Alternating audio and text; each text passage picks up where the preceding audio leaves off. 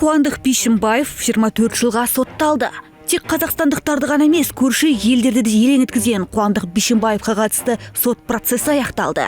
Судья Айжан Құлбаева Салтанат Нүкенованы өлтірді деп айыпталған экс-министрге 24 жыл жаза кесті. Жаза мөлшері туралы мәселені судья мен алқабилер ашық дауыс беру арқылы шешті. Сот үкімімен Бишімбаев 24 жылға, Байжанов 4 жылға бас бостандығынан айырылды деді судья. Бишімбаев қинау 110 баптың 2 бөлігі және аса қатыгездікпен адам өлтіру 99 баптың 2 бөлігі баптарымен сотталғанын атап өткен жөн. Еске салсақ, 2023 жылы 9 қарашада Астанадағы Бау мейрамханасында бұрынғы ұлттық экономика министрі Қуандық Бишімбаев өзінің жұбайын соққыға жықты.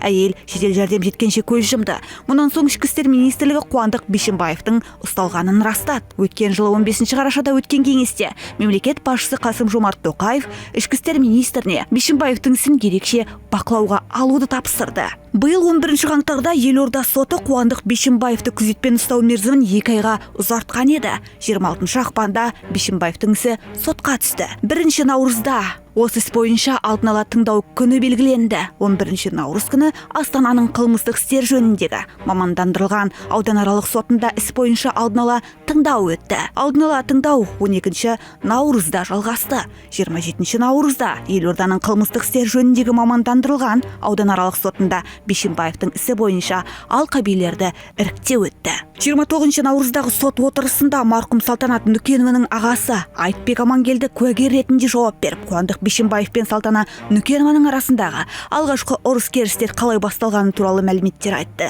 және марқұмның бет-әлпеті көгерген суретті көрсетті. Ал 16 сәуірде Қуандық Бишімбаевтың ісі бойынша сот отырысы уақытша тоқтатылған еді. Мінекей, бұл іске де нүкте қойылатын кез келді.